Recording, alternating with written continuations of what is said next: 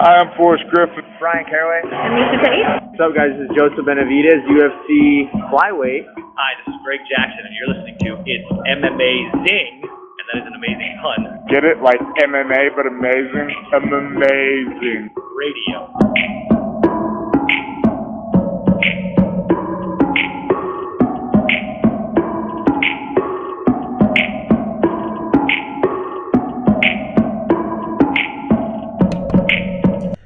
Welcome to It's MMAzing Radio.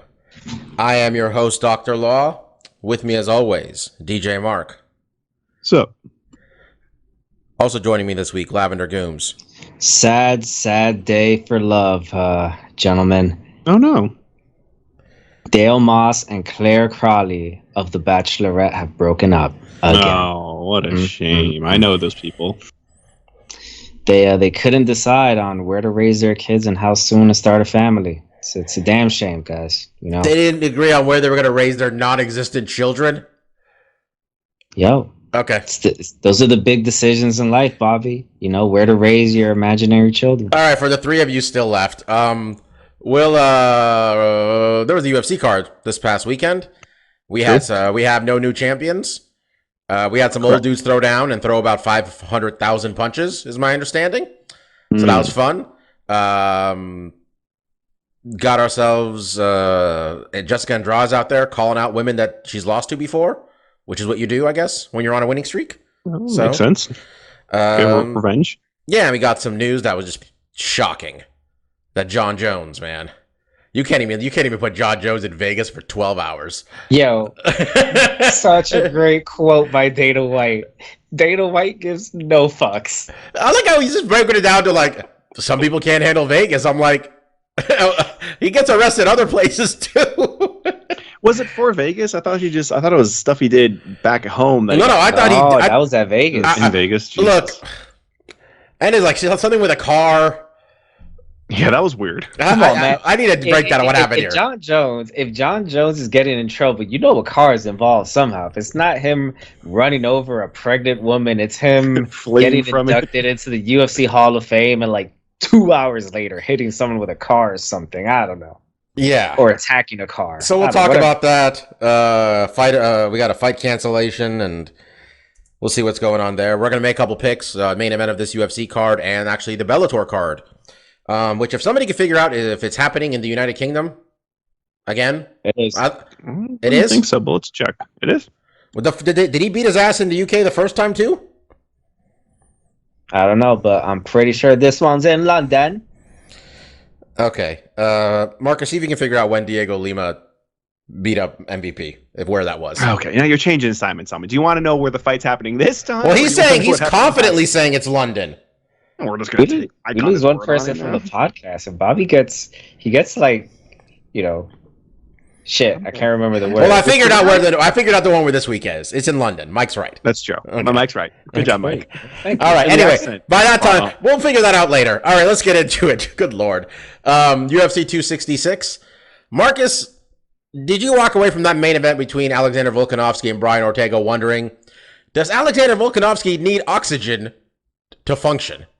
Because those chokes, woo, they were in. What do you think of his resilience and his overall performance? Yeah, I mean, I do think we'll have to talk about the third round because I think that was obviously the most interesting. But leading up to the third round, it seemed pretty standard affair, especially, you know, how I had figured the fight would break down and what actually happened in it.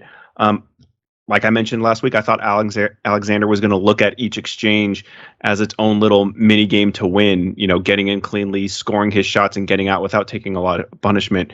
And he did that extremely efficiently for the first two rounds, which I personally wasn't super surprising for me. You know, we knew that he had that skill set. We saw him displayed extremely well against Max Holloway in their last two fights. We know Brian Ortega made some big leaps in what he's been able to do stand-up wise, but it showed pretty early on that Alexander is just kind of working on a higher level here. His entries, his shot selection, his feints to line up the shots, his strikes to lead up shots that he wants to actually land with power.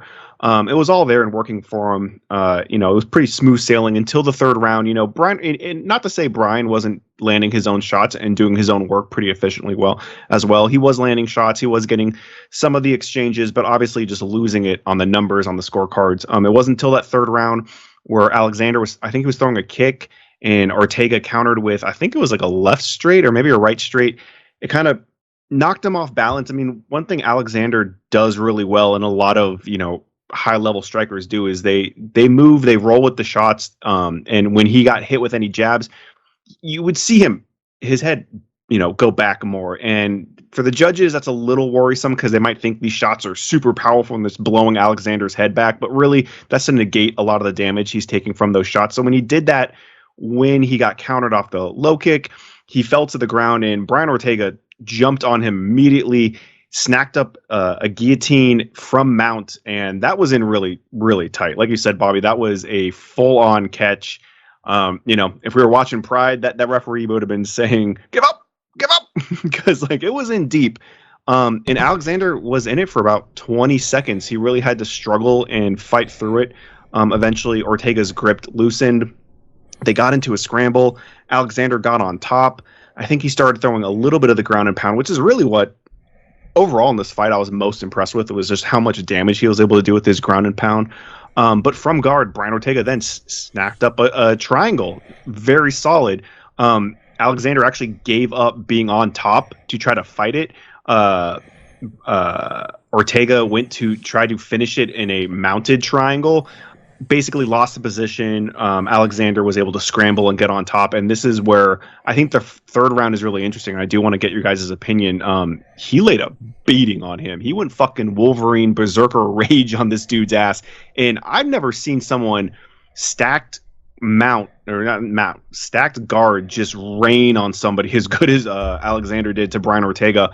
And in a round where it seemed easily it could have been an Ortega 10-8, I kind of think Alexander snacked it back up. I would give him 10-9 on that round because he stopped Ortega. At the end of that round when they separated, Brian Ortega was still on the ground, not getting up. His corner actually had to get him up. And luckily, they were right by his corner and they were able to sit him down on a stool. I mean, the beating was so savage, they took an extra minute after the rest was over and got the physician in there to see how Brian was doing, if he'd be able to continue. So, looking back, and I only watched the fight once, I kind of reversed my thought process and be like, I think Alexander took that fight because while there was two extremely close catches at the end of the round, those chokes didn't damage Alexander nearly as much as the ground and pound did. I mean, Brian Ortega's face was fucked up. His eye was swelling pretty quickly. So that was my biggest takeaway. I mean, the rest of the fight, fourth round, Ortega did get him on the ground again, did try to go for a guillotine, was unsuccessful there, and we got some more ground and pound. In the fifth round, I did think Alexander kind of let off the gas a little bit, and Ortega did okay there, but I think he kind of knew, where the fight was headed. So, Mike. Hey, so I have a question as a washed man who fell asleep right after the Nick Diaz fight and didn't watch this. Understandable, but a shame. Based off the judges' scorecards I'm seeing, so from what I saw on Twitter, it seemed people said, well, it looks like Volkanovski won. And from what I'm gathering what you're saying, it seems the two rounds Ortega won was mainly just because of the two deep submission attempts he got. Did it seem like the rest of the fight, Volkanovski was just controlling and whipping his ass? If I'm not mistaken, I think some people gave Ortega the fifth too. Because like I said, I think Alexander kind of let off the gas a little bit. And again, it's all kind of hazy. It was first and foremost, we have to say it's a fantastic fight. I mean, people are saying this is maybe one of the best, featherweight title fights.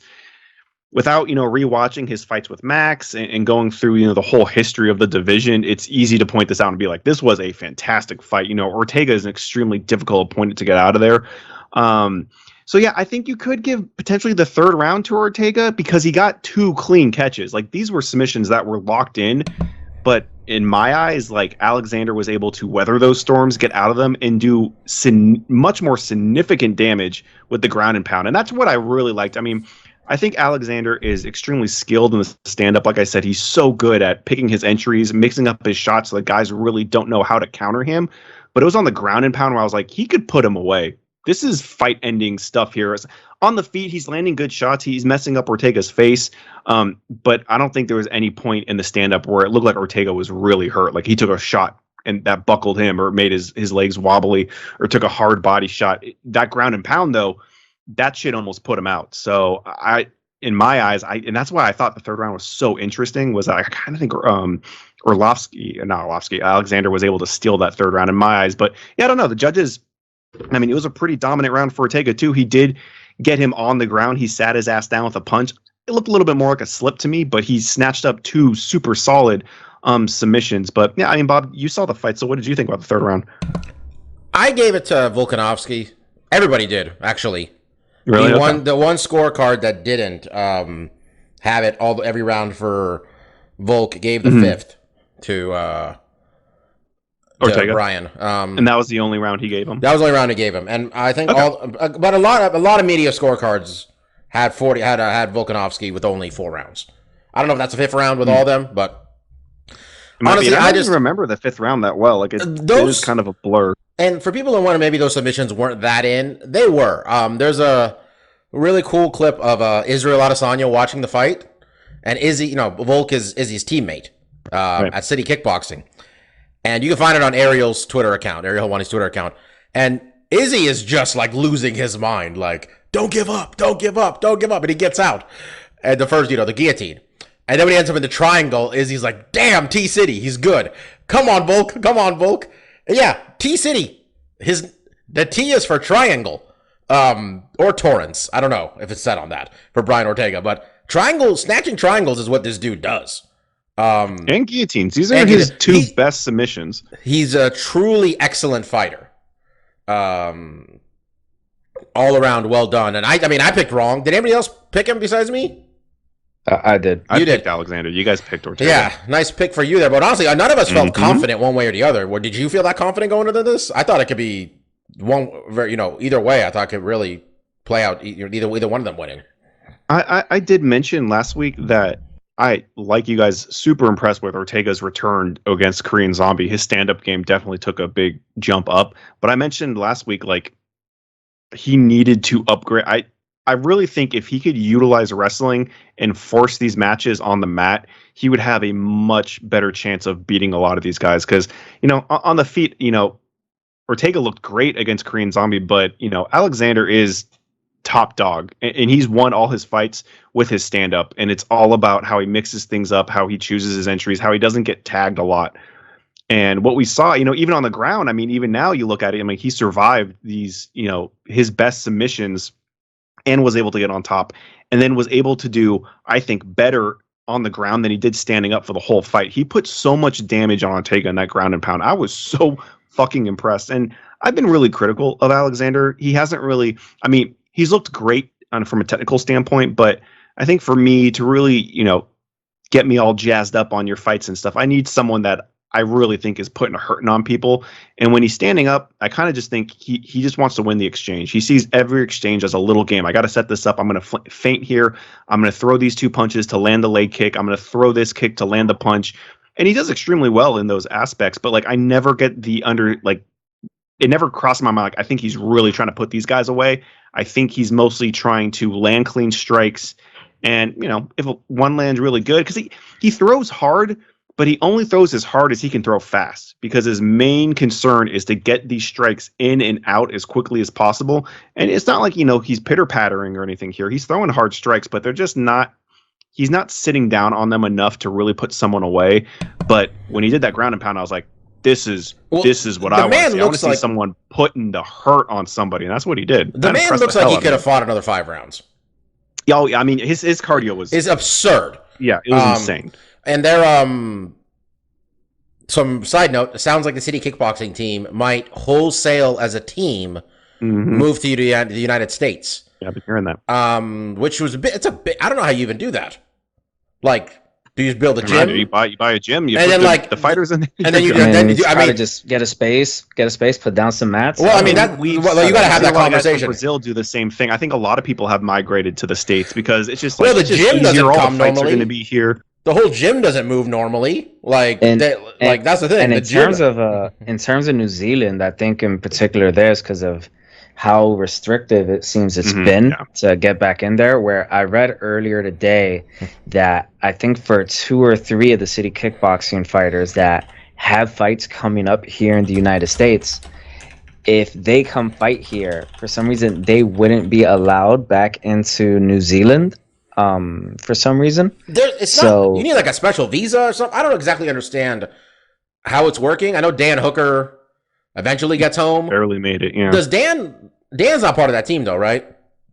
Dan's not part of. I thought he was. Is he part of City Kickboxing too? I mean, whatever New Zealand. I don't know. I know it's the two.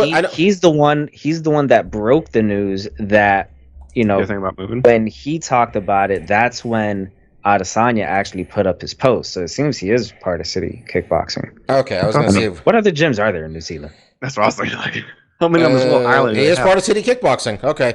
Yeah, I mean, just a conversation. If you're Eugene Berriman, you're having that with Izzy, you're having it with Volk, and you're having it with, I guess, Dan Hooker, right? Does this seem like a drastic move for an?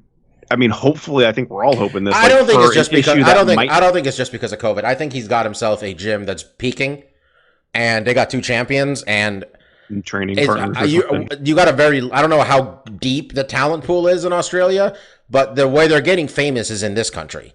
And if they want to take advantage of that, I don't know how popular the UFC is in Australia. I know how popular it is here. I know how popular Israel Adesanya is. And if they want to attract more, more dues paying members, I guess, I don't know, or more fighters even.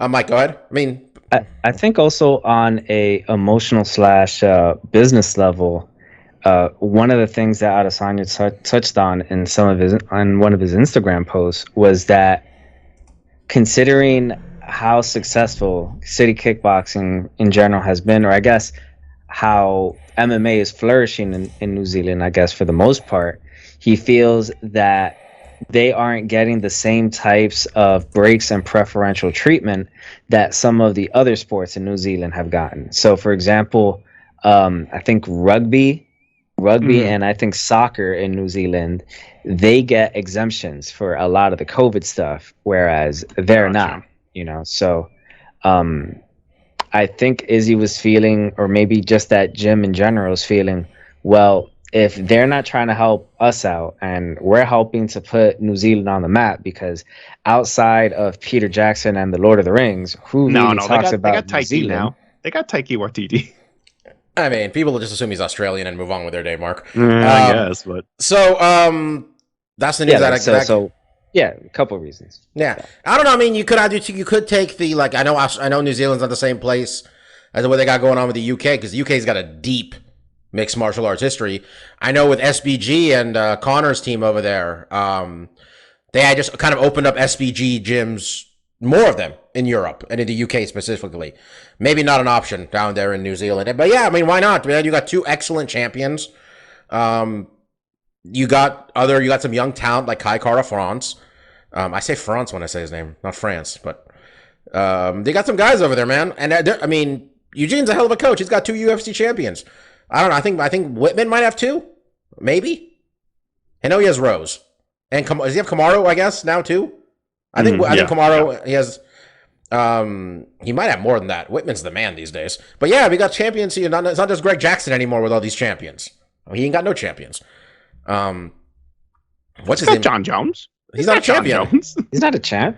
I thought he was light heavyweight. Oh no, you're right. It's Jan. I forgot. You're right. He's got nobody. That guy's washed up. Exactly. Exactly. He's out. He's getting arrested. That's what he's known for now. Co-main event. We don't even get into it. Valentina's the best fighter in the world at 125 pounds, but I like this is a weird thing that I enjoyed, but I'm not sure if you guys have paid attention to this, like this whole thing about like random fighters complaining about the ring girls existing.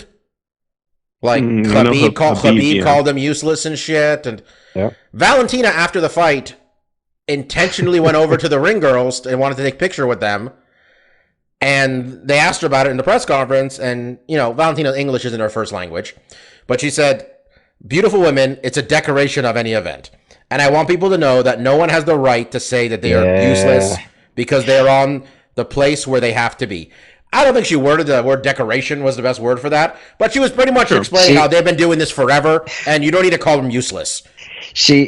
Her heart was in the right place with what she was doing, but the way she worded is like, it doesn't sound great.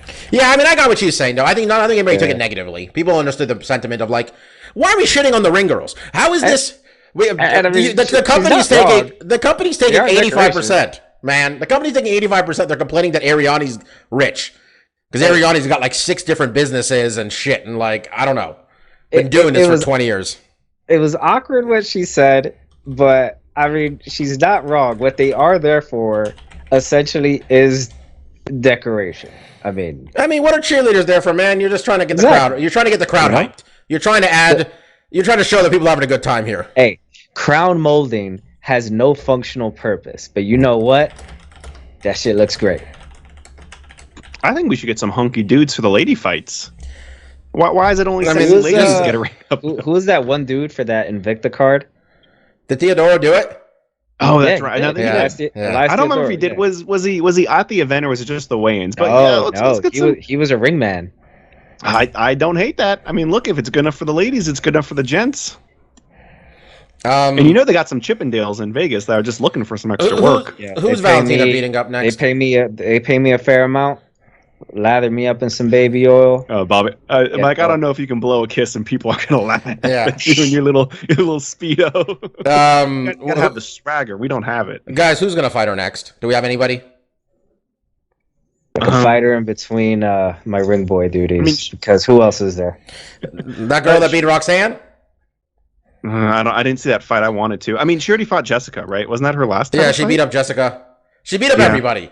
All right. I mean, if Cynthia would have looked good in her fight against Jessica, I mean, maybe, but like she didn't. We'll get into that later. It's tough, that division. I think she called out Amanda, right? And I think it's time to put that as the main event and sell it like it is. These are two of the best. You can say female MMA fighters, but it's two of the best combatants in a weight class that have dominated their field. And if you can't sell that, then you're not a fucking promoter. If you can't sell Amanda Nunes, the greatest female fighter of all time, she has hold down 2 divisions. Nobody. And the opponent might be the second most, the second best. Valentina would be. If Valentina beats her, she easily takes that moniker because now she would. I mean, look, you can't really take away what Amanda Nunes has done here. It is a unbelievable accomplishment to not just be a 2-time champ, but to hold those fucking belts. Nobody, man or woman, has done it. Nobody. We've seen a couple guys, I'll get 2 belts, and then I'm not gonna move up and down, or they can't defend those belts.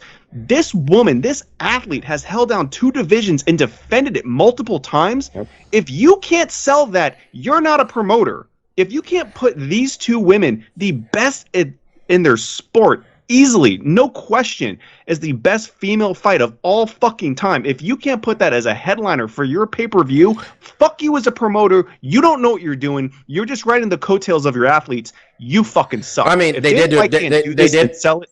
They did put it as a main event, and they didn't do shit on pay-per-view because they don't know how to promote these. The UFC knows how to promote fights their way. And they haven't found a way to get around it. You get them on the circuit. Why aren't they? I mean, look, you can't do it Ellen anymore because she got blacklisted. Yeah, or whatever, you can. That's on the internet. Nobody cares about the internet. Put her on Ellen. Put Shevchenko on some right-wing TV shows shooting guns. I don't know, man. Do something. There's a lot more to both of these athletes than just that they're women and competitors. I mean, you have both of them. One of them's married to another fighter. The other one's sister's another fighter. Or then they say weight class, have those 2 fight each other and have it like a battle of the houses or fucking whatever. Make this some Game of Thrones fucking shit. Wait, you want the Shevchenko sisters to fight each other?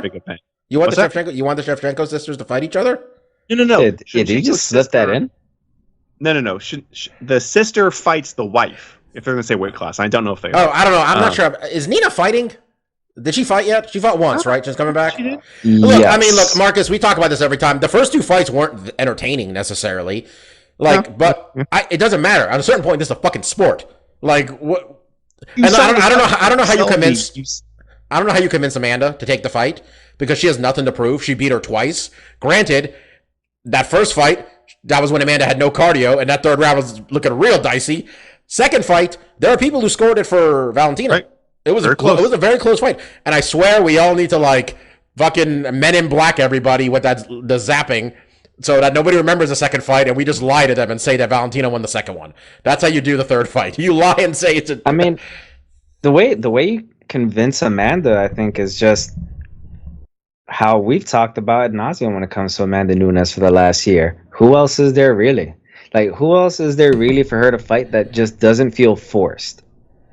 In 145 and 135. Is she fighting Jermaine? What's her name? The one no one likes. Who's she fighting? Juliana Pena. Okay. And which one is that? Which belt? 135. 35. Okay. Maybe Pena wins. I don't know. But we the only hope we had at 125 was when our girl Tatiana Suarez went down, and I was excited to see Tatiana maybe get one win and get a title shot. Tatiana's knee exploded. I don't think it's that bad, but she tore a bunch of shit. So, she got nothing to do, and I don't think we're wasting anybody's primes here because they're doing what you're supposed to do. You dominate your opponents. But I don't know. Maybe it's just us that think Amanda's just going to say fuck this one day, because Valentina said she'll fight till she's 50. That's what she said this weekend. She's like, I'm going to keep fighting.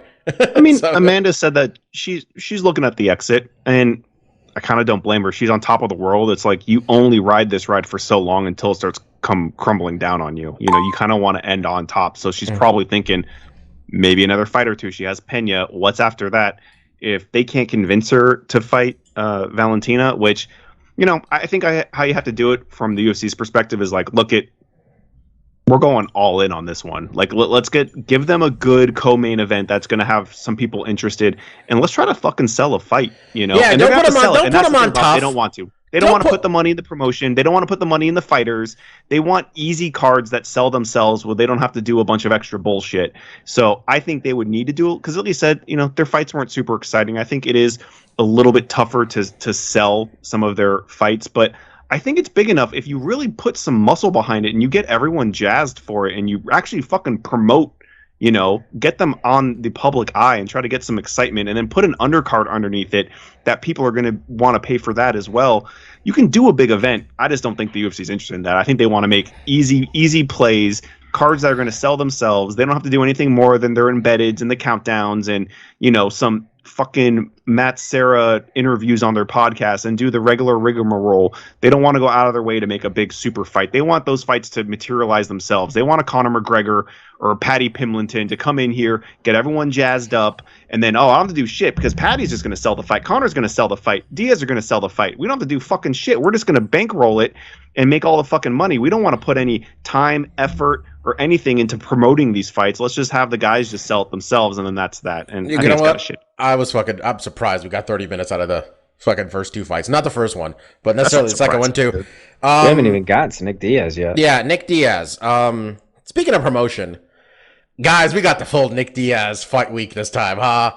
We got that Nick doesn't want to be here. Nick hates fighting. Nick doesn't like his opponent. Nick thinks he should get a title shot. Nick missed his entire media day. This was new. Nick's like, fuck it, you want to do it at 85? Robbie Lawler was like, yeah, okay. I like the joke. People said the next step was somebody was going to ask that the fight just take place with them wearing jeans. Like, that would have been great. I do like there's a couple of memes because, you know, there was like about new MMA fans and old MMA fans, and all these new MMA fans are like, oh no, what's going on with this Nick Diaz thing? Should he be fighting? And then the old MMA fans are like, man, are you new? This is Nick Diaz fight week. Mike, you really like that jeans thing, huh? It's just so true. Like, for us, none of us batted an eye with any of the comments he said this week. No. My coworker, like, who is new to Nick Diaz, all week he's like, yo, man, it seems like he's gonna pull out the fight. He doesn't seem to be doing very well. I'm like, nah, man, this is him par for the course. Yeah, and by the way, Mark, you talk about promotion. Nick Diaz did more promotion this week for this fight card than anybody else. Just with his, like, all this stuff. It just somehow promoted the card. And look, in good conscience, we couldn't have made it the main event, but that was the main event. The crowd was fucking thrilled. People were so happy. And there's a couple articles online. I think it was ESPN had it where like trying to explain the Diaz phenomenon to newer MMA fans, or and people who just maybe just are new MMA, I just don't know Nate as well either. And it's hard to describe, but I think people listen to this podcast probably watch enough MMA to kind of get it now. It's just they're kind of everything you want from a fighter. Like, they are here because they're born to do this, and you wonder what they'd be doing if they weren't doing this. Turns out Nick would be at the club. We learned that in the last 7 years.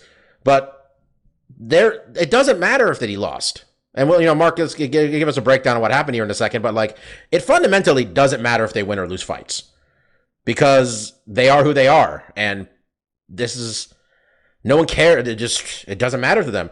I saw Connor tweeted at Nate saying that you have trash boxing compared to your older brother, and we've all been watching you box these last few years, wasting our time, while Nick has the real skills. And then Nate just said, "Bro, you can't even fight. Remember your leg?" That was it. That was the whole response. That's just, I don't know. I didn't get a chance to watch the fight live. I was otherwise predisposed. But I went back and watched the stuff, and the people were thrilled to see him. He can do this as long as he wants, honestly. Marcus, 7 years off. It seemed like it might have taken a toll a little bit at some point. Yeah, I mean, I agree with you to some extent about like his drawing power. I think there's always going to be a wide berth of fight fans that will be interested to see how he fights. This performance, I mean, honestly, when I was thinking about it, like, I don't know who you position him with next that makes sense that he could sell. Because while he didn't look bad in this fight, there was a lot of troubling things leading up to it. And the stuff about his anxiety wasn't troublesome to those that know Nick and, how he feels about fighting and how he does not really like doing it. It's just something that he kind of fell into out of necessity of survival in his neighborhood, and then found out to be pretty skilled at it and can make a living off it, make a very luxurious living off of it. The fight itself, Nick looked really good in the first round. It was a tough fight, and I think Robbie was maybe not the most exciting person on paper, but like, that dude also comes to fight. And that's what I shouldn't have said on paper. I mean, I think like in the rankings and stuff, it was like, well, Robbie's on like a 4-fight losing streak. Nick had been kind of just hand picking who he was fighting. His last fight was Anderson. The fight before that was GSP. He was kind of just going for the cream of the crop, even though it didn't always make the most amount of sense. This was going to be a tough fight because Robbie's just a fucking wall, and he loves to get in there and scrap too. And that's why, we talked about last week, like, I was just hoping this is going to be a fun fight. They're really both going to let their hands go, and we're going to have, a classic. And I think that's what we got. Nick, there were spots in the first round where he looked a little weak, but he turned it back on. He let his hands go. And then it made Robbie really tentative. Robbie was kind of sitting in the pocket, taking a bunch of little pot shots that weren't super strong, but it looked like he was waiting to find his avenue, his angle to throw a big counterpunch. And it never really came, because the Diaz brothers, especially Nick, when he really lets his hands go, it doesn't stop. He'll throw 5 punches with his left hand, 2 jabs, an uppercut, a left hook. And it doesn't give the other guy a lot of time to to really necessitate and figure out where the threat is. Because what both the Diaz brothers do really well is they'll give this little pitter-patter shot, try to get your guard up, try to make you think you know what's happening, and then throw a big punch to the body or something. And the body was really what this fight was all about. And as someone that every week I come out here and be like, these guys need to work the body more. There's a big fucking chin. It's called the liver. And if you go after it, you will win fights. And that is what Robbie did. And that is what won him this fight. While the first round I thought was really close, Bob. I mean, you saw it too. Like, I think Nick did a bit more. I think he was a little more active to win the round. But right in the second round, Robbie came out fired up as ever, and he hit him with a really great liver kick. It was toes and liver, and you have to take your cap off to both Diaz brothers, but especially Nick. Like, he didn't wince. There was no facial expression, but body language said it all. Like, he stumped over a little bit, he backed up, he started guarding his body a lot more. And as Robbie, went to town, he realized too, like, if I'm just going to be batting at this dude's head, I'm going to be here for 5 rounds. It's going to be bloody, and maybe I win that outcome. But the body is a much more accessible target, and when he went after it, he hurt Diaz really bad. Enough so that, like, not only did Diaz lose the second round really bad, early in the third, it opened up the big shots. And essentially, the ending sequence, a lot of people want to talk about this right hook. It was the same right hook that Nick landed on him. I honestly think it was the left straight before that clipped Diaz, probably broke his nose, and then it was a good right hook that kind of sent him on the ground. And then, he basically, Diaz took a knee. Robbie let off for a second. He saw he wasn't doing anything. He threw a big fucking left uppercut, which Diaz was able to kind of negate, fell back to his back. He was trying to play the butt scoop game, see if Robbie would engage him there. And I think this was one thing that I hadn't talked about was Nick was silent in this fight. He wasn't talking a lot of shit, and I think it probably would have helped if he did. I think in the first fight, it definitely rattled Robbie. And again, that was the first time anyone was talking shit during a fight. Do you so think it you had could to still rattle Robbie at this point? Yeah, Robbie's like 40 years old. So is Ken Shamrock, and Nick ruined him. There is a mental thing that if you're punching some dude and you hit, and Nate does it to guys all the time. Look, I'm not saying that it would have won. It was the difference in what would have got the fight, but it might, because what I think was the difference when Robbie knocked him to the ground and Nick tried to get him to come down and he didn't. Robbie just looked away and he said, come on, stand back up. And he knew, like, this dude's game, man. I'm going to get back up and maybe we keep tussling, but I'm going to get cracked. And I think that kind of mentally broke Nate. Like, he knew he got cracked hard. And I'm not, a lot of people are going to say he gave up and whatever, but, like, look, if I got punched in the fucking face, like, I think he was hurt, man. Smashed to the body. He was hurt. His body was tore up. His legendary cardio was depleted because those body shots just, it's amazing he didn't go down from the body shots. Lots of other fighters would have been finished there, but I think at that point, he got a couple clean shots. His nose was broken. He was, and the opponent was fucking game. Robbie didn't give a shit. He didn't give a shit about 185. He didn't give a shit about 5 rounds. This dude was not going to stop. And it was like, and I think, I'm not going to push anything on Nick and say, like, he's gotten soft or anything. But I think when you're gone for 6 years, I think when you're financially in the point in your life where fighting isn't how you're surviving anymore, it's just what it's what he said. He's like, I'm just good at this, and I feel like I still got miles left in me, and I regret it if I didn't go out here and push myself and challenge myself. And I think when you're not the starving fighter, when you're not the Nick Diaz who no one respects and no one knows who you are, and you're trying to build a name for yourself, when you are that marquee guy, it's a little bit easier to be like, you know what, I can stop here and give myself a little, a lot less intrusions in the brain and brain damage and getting beat up really bad. I could leave it here and be okay with that, because I think we all kind of knew the outcome at that point. Robbie was just on fire. The momentum was clearly in his direction. He didn't look winded at all. He looked like he was ready to kill. So I don't think it was a bad call on Nick's part at all. I don't blame him for, basically because the referee just said, like, you got to get up, and Nick just kind of waved it off, and he called, and I think it was Jason, right?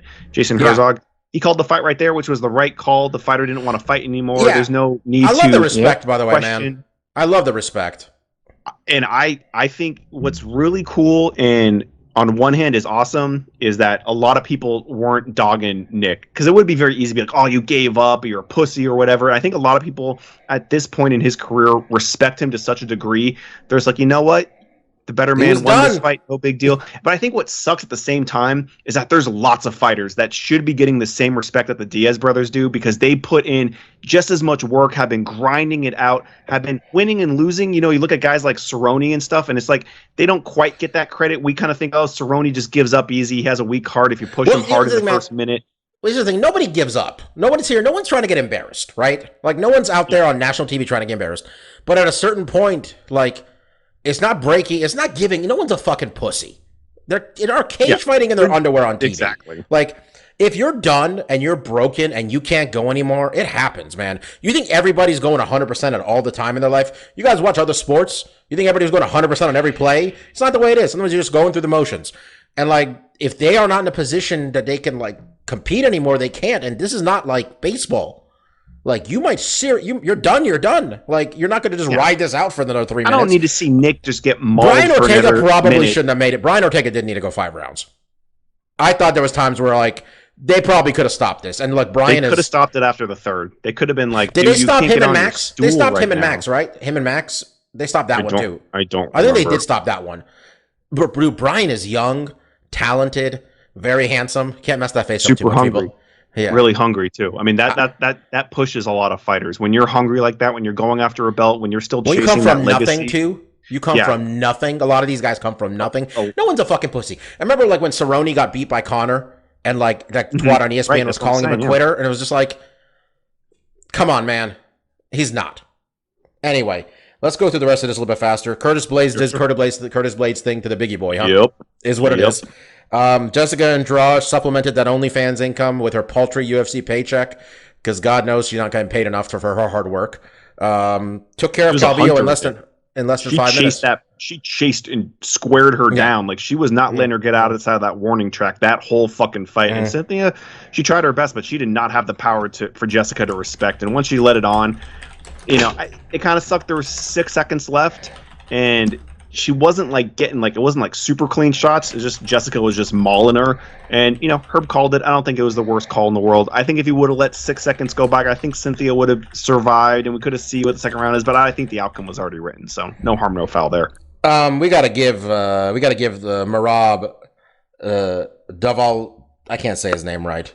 Yeah, huge win over Marlon. Is fucking flowers, because beating Marlon Moraes is not easy. And I know we all think people have maybe figured Marlon out a little bit, but look at who beats this dude. Like, the guys who actually beat Marlon Moraes. And I know I carry a lot of water for these World Series of Fighting guys, but this man, like, his losses into UFC are Asuncao, Cejudo, Sandhagen, Font, and now I can't say his name, Merab, okay? Mm-hmm. Like, they ain't a bum in that list, man. There ain't one in there. So big shout out to this dude. Big win for him. Talia Santos beat Roxanne Modafferi, and Roxanne apparently has more women's MMA fights than anybody. Period. 45. That's a lot. Wait, anybody as in any woman or anyone? Yeah, I said most women's MMA fights. Sorry, so yeah, didn't hear that part. And then on the undercard, member of the Nick Diaz Army or the Nate Diaz Army, I don't know, or maybe Nick. Martin Sano Jr. got knocked out in 15 seconds. It was a good card when the motherfucker with a 15-second knockout can't get a goddamn, performance bonus. Performance of the night, Merab and Chris Daukaus. Daukaus beat Shamil Abdurakhimov. Kind of knocked him out twice, is how the description I read is what it seemed like. Fight of the night, probably fight of the year, in many people's eyes. Volkanovski, Brian Ortega. Yeah. That's it for this one. UFC will be back next weekend with a card, I'm assuming, in the Apex, because that's what we do in between things that matter. Yep, in the Apex. We'll talk about that in a few minutes here, but some news. Let me get the fight announcements out of the way first. Aljamain Sterling had neck surgery, and while everybody's trying to call him a pussy, a lot of times when you have neck surgery, the nerve damage might not heal that quickly. So Aljamain can't fight Peter Yan. Peter Yan called him all sorts of names. I couldn't have less. I don't. Peter Yan couldn't have. I couldn't have less sympathy for Peter Yan if I tried, folks. Peter Yan is the reason Peter Yan is not the UFC champion right now. He did that to himself. Yep. Tough titty. Sounds like they might go interim title route. Ariel's saying they're talking to maybe Corey Sandhagen, who's coming off of a loss to TJ Dillashaw because TJ can't fight, which would be weird, quite frankly. But I'm not going to complain about watching Peter Yan versus Corey Sandhagen ever. Yeah, that's a fight that needs to happen one way or the other. So you know what? I'll watch Peter Yan versus TJ Dillashaw too, if he can get it together. Either way, it's fine. You give me this weight class, anybody fighting anybody, I'm pretty much down. You get me south of 170 pounds, Mark, it's really hard to have a bad fight. So if we can just go back and touch a bit on Aljamain's injury. So he originally was scheduled, I think, to fight or wanted to fight in December, and it got was on the pushed books. up. So it was on the books. This is so for it the was December originally scheduled for December, and then it got pushed up to October. Okay. What I'm not understanding is that if the UFC knew about this neck injury and about the fact that it would take a while for the nerves to grow back, why did they move the fight up in the first place? I feel like they just set themselves up for failure. They got a pay-per-view calendar that they need to fulfill, and they only have so many champions, and that's one of them. They don't care. Is what it is. I'm not sure if people enjoyed Oscar De La Hoya sending Volkanovski a tweet telling him how great a performance he did, and then saying that Dana White, you should be ashamed of yourself. This guy took 1/20th of the overall pay this thing, which I don't know. I don't think it was that low. Hopefully, and then Dana White did Dana White things where he called De La Hoya a crackhead, and then he said that, why don't you go fake COVID again? Which a lot of people seem to think De La Hoya did fake COVID. Like a certain percent, a higher than normal percentage of people believe that he faked COVID to not fight. Okay, a high percentage of fucking morons don't think it exists at all, and until they're fucking in the respirator. I don't think you can. I don't think you can. I should have taken my vaccine. Yeah. Sorry. Although I would say I don't think that De La Hoya was too broken up about him saying that he faked COVID. I think he was more angry at being called a crackhead because De La choice. Yeah, you know what? That's not a nice thing to say because De La Hoya came from very meager backgrounds. He has made it big time. He can afford cocaine. He doesn't need to get crack. He could have taken the crack route, Mike. That easily could have been. No, Mark, you're not understanding. No, I understand perfectly. Oscar De La Hoya, he's too rich. Mike's making the Whitney Houston argument. That's what he's making. Okay. Whitney Houston argument right there. I agree. Because I'm saying is, Oscar, if he wanted to do crack, he easily reached that bar very quickly. But no, he's a higher man of class, and he wanted to do the cocaine. And I don't think there's any problem with that. And I don't think there's any problem with him pointing out the fighter pay. And I expect Dana to then not address the issue at all and just call him a crackhead and say, shut up. Don't worry about my business. You know what would have been a great response by De La Hoya? He should have said, no, Dana, I do that fine, pure perico. Your fighters can only afford crack. Okay. All right. See, that's good. You should talk to Oscar. Maybe go on as like a PR team or something. Boxer pay equals cocaine. UFC pay equals crack. Meth, maybe. Folks, let's real quickly talk about the Hall of Fame. Also happened. Great. Well, I'm going to lead it into what actually came out of that Hall of Fame. I want to make sure I didn't miss anything with news-wise. Oh, yeah, Derek Lewis is on Hot Ones on Thursday. So Derek Lewis eating some really spicy wings, saying wild shit. Somehow going to be less of a filter. Can I place a bet on Hot Wings? Can I bet that Derek Lewis eats all the Hot Wings? He just eats the entire... He'll take a bite of the hot sauce, but he's going to be eating the whole wing, and I don't blame the brother because chicken wings are delicious. Yeah, no, Derek Lewis is going to put them all down. Derek Lewis from Texas, looks like he can handle some spice. That's going to be fun. I'll try to watch that one. UFC Hall of Fame, they did the Hall of Fame for 2020. That class went in. Okay. So in the Pioneer wing, we got Kevin the Monster Randleman, a favorite of everybody's here, died a couple years ago, tragically. Yeah. Not sure what happened there. Kevin famously just was UFC champion. After who'd he beat? Because he beat the guy after he lost to Boz. When Boz. Yeah, I think he beat. He might have beat Couture. He beat Couture. That sounds right, actually. Couture. He might have beat Pedro. I was trying to remember. I don't remember his UFC career that well. It wasn't quite as extensive. He obviously did a lot more stuff in Pride. I saw highlights of Pedro. He beat Pedro and he lost it to. No, I'm sorry. He beat Pete Williams. Because Pete Williams, I think, was coming off of kicking Mark Coleman's head into the 7th row, and then he defended against Pedro, and then he lost it to Randy. So about a year after winning it. So Kevin Randleman, a pioneer wing is appropriate. The man was a pioneer. A lot of great fights in Pride. Still one of the craziest moments ever. Marcus, I want to say I was watching with you. Maybe I've invented this thing in my head that we watched him knock out Crow Cop, but I feel we were watching live. Might have. Yeah, I think we might have. If you want to hear people lose their mind, losing his mind on that is classic. Yeah, did you see the ceremony? No. Okay, Coleman, right? I think it was his wife. They didn't really say who she was. I have to assume it was his wife.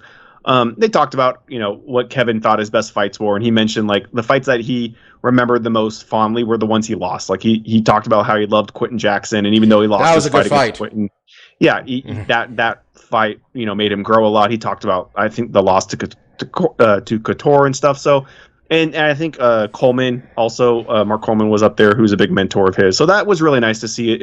And I think his son I guess they get like a fucking blazer now, which is or I guess. Well, they do a blazer and they get like a plaque. They get I think a trophy, goes somewhere. Yeah. They need a physical location, that was man. cute. That was cute. That was well deserved. We'll talk about the other one. They need a physical location, honestly. You and I could visit. That'd be nice. The other sports do. Slap it onto the little performance. We'll make like a public. I I think the end game hopefully is a public place for us to go one day and seems pay like our respect. From the modern wing, my opinion, possibly the GOAT, George Rush St. Pierre went in. Well deserved. 3-time welterweight champion with 9 defenses. Was a middleweight champion. First ever Canadian inductee into UFC Hall of Fame, which is a little surprising, but I guess he's part of the reason we're all in Canada right now. I think there was one dude in the early UFCs. He was this big fucking Canadian karate guy. I think he won a tournament, so maybe he would be in the running, but no one else was really close. Patrick Cote doesn't get in there because he fought Tito Ortiz in short notice. I'm sorry. But George St. Pierre, I love GSP. I think everybody in this podcast loves GSP. GSP got drunk. He told everybody on Instagram that he was drunk at the UFC fights the next night. So we also had in the contributors wing Mark Ratner, who runs all. He's the reason we got legal UFC, quite frankly, in a lot of places. He spearheaded it after running the Athletic Commission, the Nevada Athletic Commission. So, and then we had a fight go in. Jon Jones versus Alexander Gustafsson. One of probably the greatest light heavyweight title fight ever. If I had to, guess there. Sure. It's where Jon Jones showed that when things aren't going well, Jon Jones will find a way to win, man. That spinning back elbow in the 4th round. Oh wait, did Jon Jones? So it wasn't Jon Jones went in. He's not done. Oh, okay. Yeah, no, it was John and Alex went in. Their fight went in. All right. So Jones, if you haven't seen that fight back from September of, I want to say 2013, maybe 2014, 2013 or 14, where, John allegedly didn't train for it, which isn't just John saying that. A lot of people say that John really wasn't taking Alex seriously. Hell, the UFC was just saying, look how tall this guy is. Sure, it'll be a good fight. And then Alex took Jon Jones down in the 1st round, and everybody sat up and said, oh, what?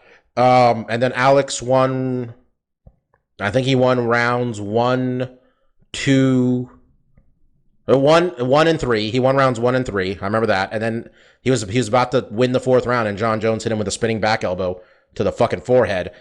Saved his title reign. It's an incredible fight. But then Jon Jones got arrested at like 5 a.m. For domestic violence? I don't know exactly, but I know he did his best DJ from Street Fighter during the bonus round attacking a car. I know he did that. There's tampering with the vehicle. Where is he? Where was he? Do we know that? I don't want to make assumptions, but I'm just piecing this in my head a little bit together. Where these we things know are he was in Vegas. We know it was an arrest for domestic violence, and also for attacking a vehicle or doing harm to a vehicle. Okay. We know it was within a few hours of him being inducted. So we all agree Jon Jones didn't wake up early that morning to hit the gym and got in some trouble at 5 a.m., right? That's not what happened on this guy. He did not decide to just start dropping elbows on the hood of a car and like a significant other was in there. No, that was not the case. Yeah, I don't know what to say, man. What are we gonna say? Jon Jones got arrested. He just got off of probation like 5 months ago, I think. Perfect time to get into trouble. I don't exactly. The situation has not been, honestly, there's not a lot of details out there. But Jon Jones shouldn't be near cars in general. It doesn't go well with Jon Jones and cars. He just needs to do what Conor did. Conor got himself a big white bald dude who's the security, and it's not to protect him, it's to stop him from doing stupid shit. Yes. So when Conor's about to go hit some old man, this guy comes in and goes, don't worry about it. We're going to wait until the cameras are off, and I'll hit the old man for you. Exactly. Or when Conor throws a drink at Machine Gun Kelly at the VMAs. I don't know where that guy was. And he's going to go fight him. He's got his security guy to just, like, pick him up and take him away. This is one of the situations I wish we had a young person on this podcast, because I was trying to figure out who Machine Gun Kelly was. Oh, just tell him, I'm hit. Okay, shut up, Mike. My understanding is Machine Gun Kelly was a rapper, and then he got into a beef with Eminem, which traditionally, from our era, didn't end well for the person in the beef with Eminem. It ended well. It ended well for MGK. He did okay? I think he won. Okay, because some people seem to think he lost so badly he had to change genres of music to rock. So those Eminem stands, like he had a great response record to Eminem. Okay. It was not a win for him. And my understanding is he's like 22 and Megan Fox. So kid's living a dream, right? So good for him. Yeah. Getting drinks thrown at him and stuff. Anyway, Jon Jones is. I don't know who it's harder to be a fan of, Jon Jones or Conor McGregor. You don't get the fights when you don't actually get fights when it's Jon Jones. Apparently, you at least get the fight week fun of a Conor McGregor fight, huh? I would say it's harder to be a Conor McGregor fan because, for the most part, Jon Jones's indiscretions, they're really just all right. Besides the time when he hit a pregnant woman, I don't mean to laugh as I say that, but besides the time he hit a pregnant woman with his car, most of the things that happen with Jon Jones, it's affecting just Jon Jones, and he's not being an asshole to other people. I don't know, man. Jon Jones. The majority of Conor McGregor thinks he's being an asshole to a bunch of other people. Well, I don't know. Jon Jones abuses. He hit himself, right? Yeah, he hit somebody else. I was gonna say Jon Jones also has been arrested far more times than Conor. I think Conor got like 2 arrests out of this whole thing. Yeah, man. What else would we say? Get your shit together, John. Daniel Cormier said it, man. Is like, this guy's not changing. It's just the way he is. And here we go. All you got to do is just hurt your negotiating power. Though I'm sure the UFC doesn't care. This doesn't make anybody not order the fight if they book it. So let's get Jon Jones back in the octagon in the first half of 2022 after Ngannou and Ciryl Gane fight, maybe. Let's get those 3 people together and see who takes Dana White's low offer, huh? Let's get 2 of those to fight each other. Anyway, you guys want to make some picks and then do our thing? Yes, sir. Let's do it. All right, UFC's at the Apex this weekend. Means nobody's in the crowd. Main event, we got ourselves Thiago Santos and Johnny Walker throwing down. Has this not happened already? Or am I mentioning this in my head? Nobody knows? I don't think so. I'm pulling up records now, but I don't think this has happened yet. I kind of feel personally that a lot of the luster has worn off with Johnny Walker a little bit. Those back-to-back losses didn't help.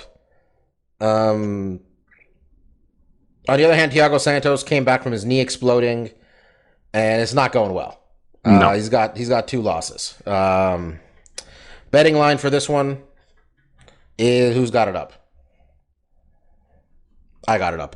Plus 130, plus 132 to Johnny Walker, minus 162 to Thiago Santos. FanDuel with the terrible incremental fucking betting lines there. Looks like Thiago's a slight favorite. Little surprised by that. Very much a toss-up.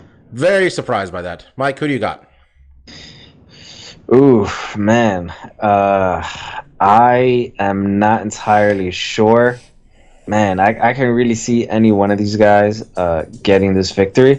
In the interest of time, I will go with Johnny Walker breaking his 2-fight losing streak. I don't even know. I don't even know on this one. Marcus. I'm gonna go with Santos. I do think it's a kind of a tough fight. And Thiago Santos, 3 in a row is not like a great thing, but I think Johnny Walker is just still, I think he has controlled himself a bit more, but he does seem kind of like a front runner. I think when the going gets tough, if we see this fight going into the deep waters, 3rd, 4th, 5th round, I think I have a better hedge that Santos is going to be a little stronger in those rounds than Walker, so I'm going with Santos. I got Santos. Man's wife or fiance, Yana Kunitskaya, last month said she's pregnant. Like to fire under a man. I don't know, man. This is a pick 'em. I'm going with any reason I can to pick a guy. I'll go with that. I got Santos. Sure. On the other side, Bellator's got a card, and this card is taking place in the UK. I don't know if people can go to stuff in the UK. It's not clear. I don't know. Douglas Lima, Michael Venom Page, running it back. First time they fought, we really deflated the MVP balloon quite a bit. Mm-hmm. Not entirely fair, considering how good Lima is. That being said, the betting line for this is pretty close. Douglas Lima is a minus 128 favorite. Michael Venom Page is plus 104. I got Douglas Lima. I think Douglas Lima is an excellent fighter. I know he's come off a couple losses here, but they fought. The other guy was unconscious when it was over. There we go. Mark, who do you got? Yeah, I'm with you. I'm going for the repeat.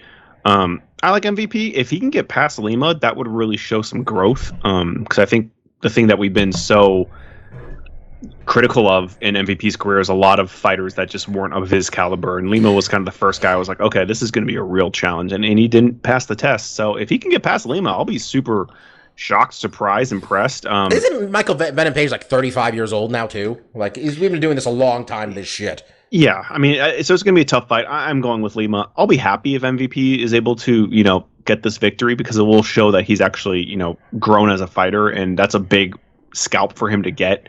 I just don't know if he's there. We know his striking is really dynamic. I don't know about the other aspects of the game if he's going to be able to keep up with Lima, so I'm going with Lima. Yeah, this time Diego should take him down and just choke him. Mike? Growth and MVP are not two things that go into the same sentence. I'm going with Lima. Right on. Hope they got some crowd, man, if they're flying all the way across there. And did anybody figure out where the first fight was? It was in Illinois or something. I looked it up earlier. Okay, I think the Lima boys are from New York. Okay. If I'm not mistaken. Close. I don't think it was in New York, but maybe? Yeah. No. So, anyway, let's do stuff we like. Marcus, lead it off, please. Yeah, it'll be pretty easy. Game-wise, I did play some of the newer stuff that came out. Kena Bridge of Spirits, which came out on PS4 and PS5. Put some time into that.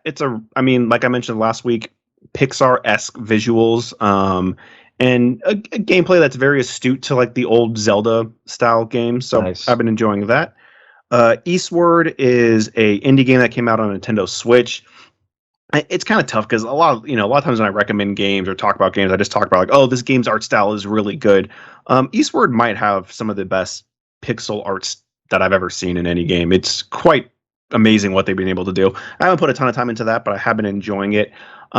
I would be removed if I didn't mention the Nintendo Direct and the biggest news there, which was seemingly not anything important, but the internet has just clamored onto this and made it such a big deal, and everyone's all upset about who they cast for the Mario movie. Like anyone gave a shit about that movie. Yeah, that was. I can't believe anybody cares. Like, what the fuck?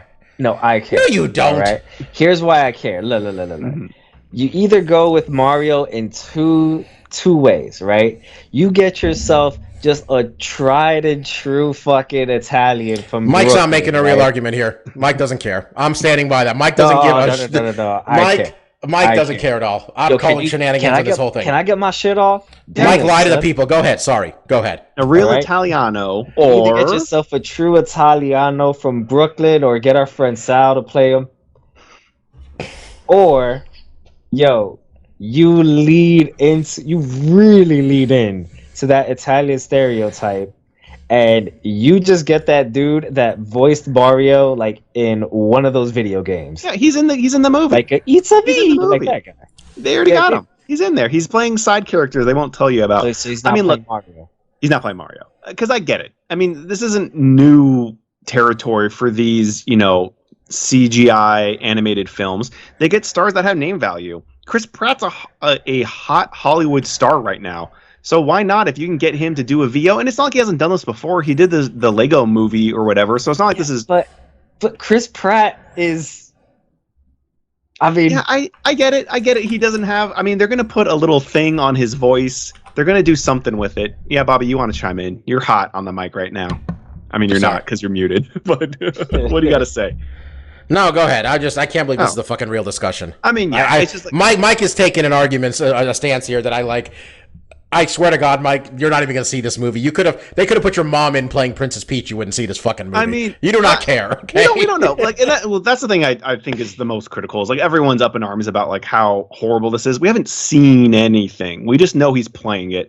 So I mean, I get but look, I know this character is an Italian plumber from New York. There is no character.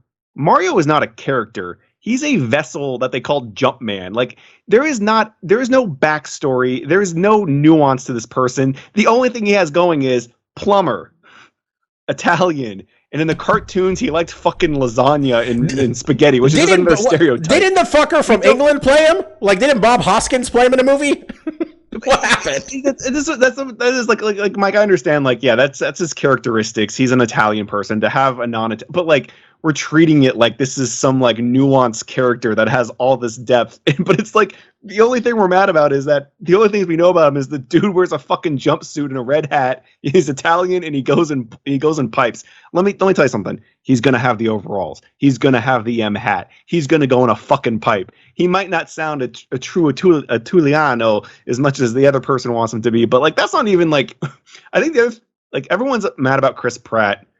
I'm not even mad about any of it, but it's like Seth Rogen is Donkey Kong. I just like everyone's saying like, "Hey Mario, you want to get high?" That route is like DK is the stoner instead of the great ape. I don't know. So like that got a lot of headlines. The direct itself, personally, I thought was a little lacking. They didn't really announce or show anything that really got me super excited. They talked about when they're going to release the next Smash character. They're going to talk about in October. They talked about they're going to add new stuff to Animal Crossing, which is a really old game. They didn't show any Breath of the Wild 2.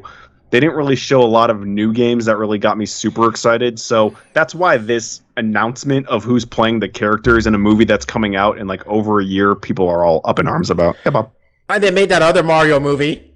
And you know who played Mario? Fucking an Englishman, Bob Hoskins. You know who played Luigi? A Colombian, John Leguizamo. What are we even talking about? Wait, John Leguizamo, isn't John Leguizamo Puerto Rican? I don't know. He's born in Colombia. That's what I was checking just a minute ago. Okay. Sure. Apparently his grandma's part Italian. That qualified. Okay. It's all silly. This movie's getting made by the Minion people. Like we're putting this on a pedestal. It doesn't deserve. Like this is some grand travesty. It's like the last Mario movie. Yoshi was a fucking was literally a raptor. Okay, he was a fucking raptor. He didn't have a long tongue. Yo, someone figure out and get bonked on the head. So, did you guys know that? And Shigeru Miyamoto actually confirmed this. That in Super Mario World, what Mario and Luigi do to get Yoshi to stick out his tongue is that they punch him in the back of the head. Yeah. Yeah, I mean, you see, it's clear as day. He's got a fist. He bonks that fucker. The tongue comes right out. Imagine edible cruelty right there. I mean, you also just jump off the fucker and leave him in a ditch so you can make a long jump too. I mean, he's just a tool for Mario's use. Yeah, no, so, I don't know. Captain Lou Albano has played Mario too. I think he was Italian, maybe. You know what would have been a better choice than Chris Pratt to play Mario? Like, hey, stay with me, guys. Either Al Pacino or Robert De Niro. Al Pacino's not even Italian, I don't think.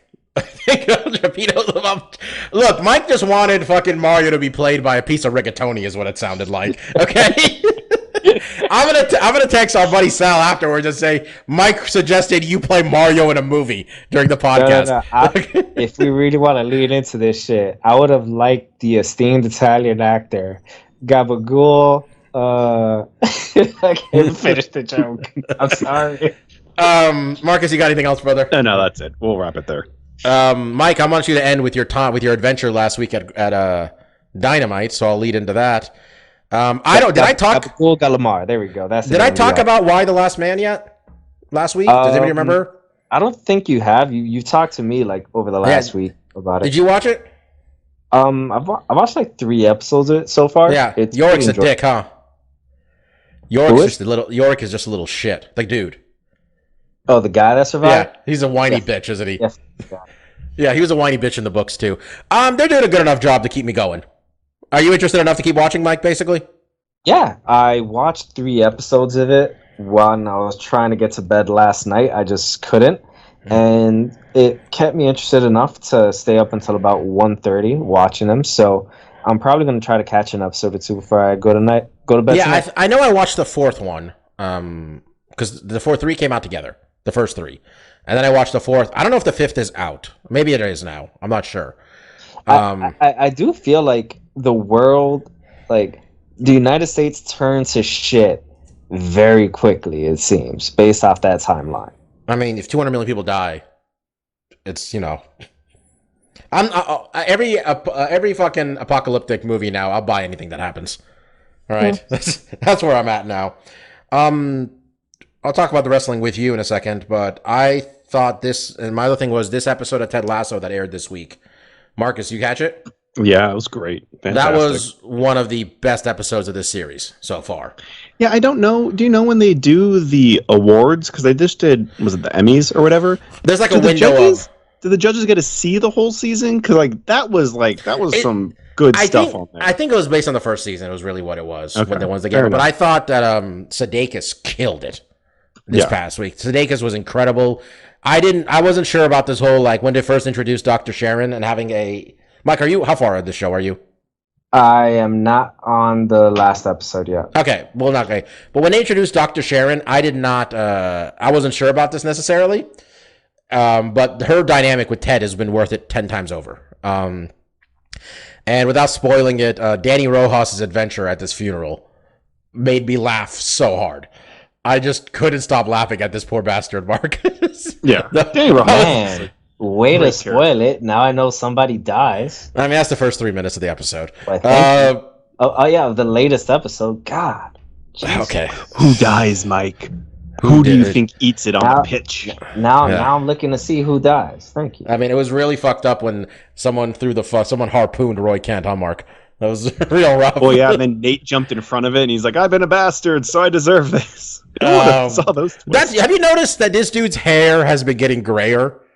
Marcus, Nate. Being a coach is tough. No, but it's like a whole thing where there was like a thing first season about him talking about how much he feared going gray and all that shit, and now he is. I don't know. This show is so well fucking done. The episode before that, the Coach Beard psychedelic journey. That was fun. I told my dad hadn't watched it, and he's like, "I'm gonna watch that tonight." And then I was like, "I wonder if my dad's gonna like this." And my dad texted me, and he goes, "That was awesome. I loved Coach Beard's weird drug journey." Yeah, that's it. Mike, the wrestling. You attended the biggest TV version, the TV, I guess, taping in AEW history. Your first wrestling show. Yeah. Yes, I did. Kenny Omega and Bryan Danielson, you missed that part. I did. Have you since watched it? I have not. I know it's on the internet, but I haven't had a chance to see it yet. Marcus, these two gentlemen put on what is being described as the greatest television match ever. They went to a 30-minute draw, but it didn't end with 1-2, time ran out. They were just beating the fuck out of each other for 30 hard minutes. Kenny Omega and Bryan Danielson, probably the two best wrestlers in the world. This is what we saw. We saw Bryan Danielson without the handcuffs on any level there. He did that sweet submission, the cattle mutilation. Made me happy. Hard to describe. That was really cool. But you were the man who was there for most of this night over there. What did you think of the AEW experience? What did you think of the shows? So I had something earlier in the day, which I couldn't miss out on. So I ended up going to the event a little late. Got there maybe around 9:10, 9:15. So I ended up having to watch the first, the Kenny Omega and Bryan Danielson fight while getting a slice of pizza and watching the rest of it while in the cab ride heading over. So I missed the first three matches.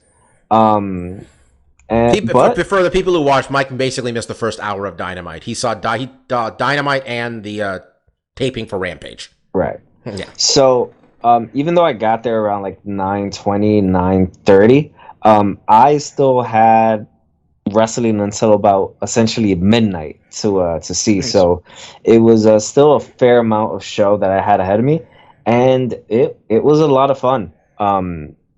I think I may have gotten spoiled because my first wrestling event was, one of the most stacked cards I think you'll see on free TV, and likely a lot of pay-per-view events, maybe outside of a WrestleMania. So I know for sure I was spoiled in that aspect. But it's a different vibe though, bro, huh? You've been to a lot of MMA events, I know. Wrestling's a different crowd vibe It's just my impression has been, especially AEW, which I've only been to one show, but it's not at all the same. It just seems like it's like you're all part of an interactive experience and you're all trying to have a good time. Really. No, you're right. Especially three particular parts that happened in the show. We all did the Adam Cole Bebe chant, so that was pretty nice. We sang along to Jungle Boy's song, and we all sang along to Judas. So those aren't things you'd normally see at an MMA event. Did you not do It's Clobbering Time with everybody else for Punk? And It's Clobbering Time, that one as well. I've had the pleasure. I saw Punk wrestle. Mark and I did, actually. Mark and Stefan and I saw Punk wrestle SummerSlam 2011. Marcus was working for Destructoid, right? Mm-hmm. Back then? Yeah. I was drunk. I was paying attention. Oh, yeah. Mark was very free drunk. Drinks in the box. That was an excellent. It was very entertaining, if I'm not mistaken. Yeah, you got to do the Adam Cole Bebe. I've never had the pleasure. You saw the Super Click in action, the Young Bucks, and Adam Cole went out there. You saw our guy Christian, guy I've been watching since I was 13 years old. I got to see old ass Sting. Oh, people love Sting though. You saw the motherfuckers. You realize people who grew up on WCW, Sting is pretty much their god. Like that was cool. They put on a hell of a show, man. I saw. I mean, and Dr. Baker is 7 kinds of over, huh? Yeah, she might be considered the heel, but people were loving them some DMD. Yeah, how did you do about getting you and me a double date with Rebel and Jamie Hayter? How do we do? How are we doing on that regard? Didn't work out too well. Wasn't allowed in, but hey, you know what? Maybe next time. Next time, folks. Next time. We're gonna get there. We're gonna chase that white whale. But definitely a good time. Next time they are in New York City, no, Bobby, I'm not driving over to Philly, nor to Albany, nor to Rochester, nor to Long Island for a Wednesday card.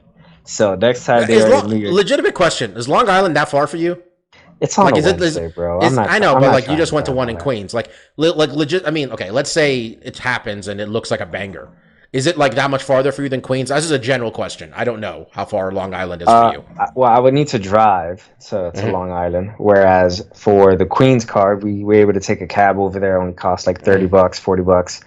And we took the Metro North back into the city. So we were back home within like 25 minutes. So it would be much longer to come back. So if they just announced, for that card, they're going to do CM Punk and Bryan Danielson versus the Young Bucks, you're going to be like, nah, man, I can't go. Just so I'm clear. That's a possibility with you. Because I'm just saying, man, that's going to be on free TV one day. Just saying. Yeah, no, I'll just watch that. I'll watch that at home. Yeah, man, they're putting on a good time, man. I watched both cards. I know that a lot of it leaked. I saw that Homicide made an appearance, and you were right. People got fucking psyched to see Homicide, an independent wrestling legend out of New York City. People got hyped for him. People got pretty excited for Jorge Masvidal throwing a big ass knee. He did his knee, Marcus, to Bobby. You guys have been talking about AEW all this time, and I've been vaguely interested here and there. It sounds like a fun time. And then I see this bullshit. I see the American Top Team event where they go out there and Masvidal's throwing his knee, and I'm like, oh, man, I know this. I don't need this. I told you, I don't need people. I trust you guys enough to know it's better than this. But that being the only thing I've seen, I was like, well, this is some bullshit. I don't need to be. I honestly, I told you how much I'm like enjoying watching wrestling these days, and I don't need his bullshit and the MMA bullshit getting involved.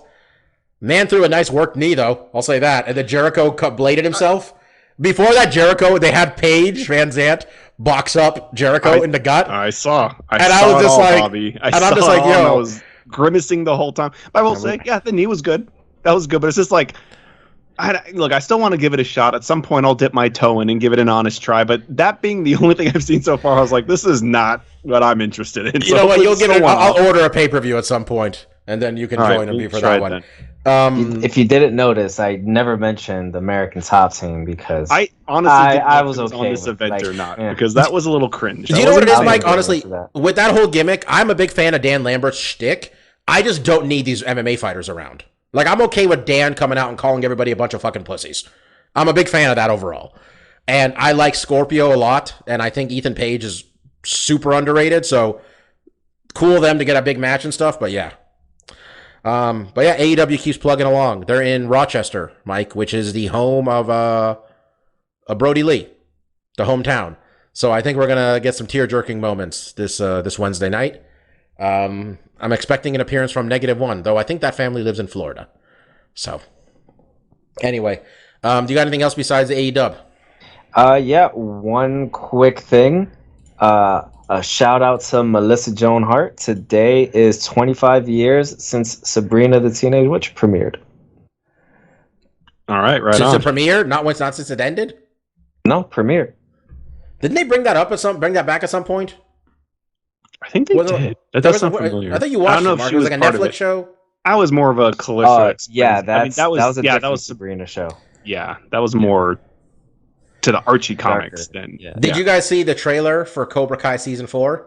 I didn't, but I don't need to. I'm sold. They don't need to jazz it up for me. It looked real dumb. Did they highlight some type of misunderstanding?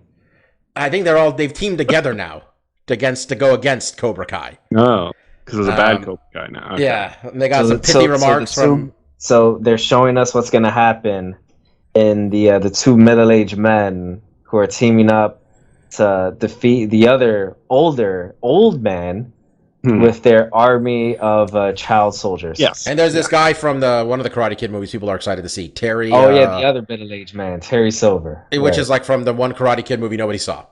Yeah. So I know I didn't. I saw the one where he goes to Japan. I remember that. And then when they pulled that guy last time since the 80s. Look, the white whale is Hilary Swank, right? When are we gonna get Hilary Swank in this fucking That's movie? true. We're not getting Oscar winners in this movie. I don't care if Hilary Swank hasn't done shit in 10 years. Yeah, they didn't give Ralph Macchio an Oscar for fucking Karate Kid 1. Who did they give it to that year, man? So. Pat Morita? Pat Morita, he should have one. Come on, man. I think he does. Was he? I think he won it or was nominated. For Karate Kid? Yeah. Wow, it was a lean year for movies, man. You were just talking about how I know, but I was making a joke. Like, oh, I mean, I guess he gave a good performance, all that stuff. Come on, he had that whole scene, when he's drunk and that was what I was thinking about. I'm like, he did most of his acting in that scene. He was nominated for best. He was nominated? Okay. Yeah. Well, we got a nominee. Hilary Swank won though, huh? So she got at least one. She might have two. Not for the next Karate Kid, though. No, I think she won it for $1 Million Baby. Yep. And I thought it's for Boys Don't Cry. Maybe. I don't know. Maybe. Yeah. Yeah. Anyway, I don't know where we're going, but I think that's it for this week, folks. We're going to talk about these UFC cards next week. I'm assuming there's another low effort UFC card the following week.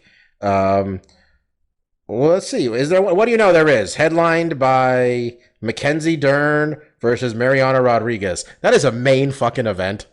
That is a main event. Like you said, they're just pushing them out, Bob.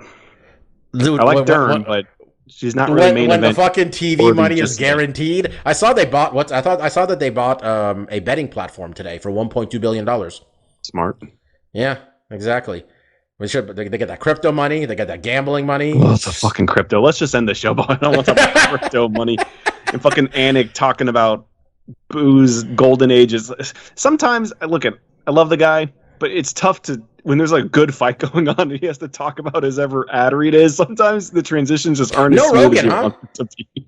What's that? No Rogan.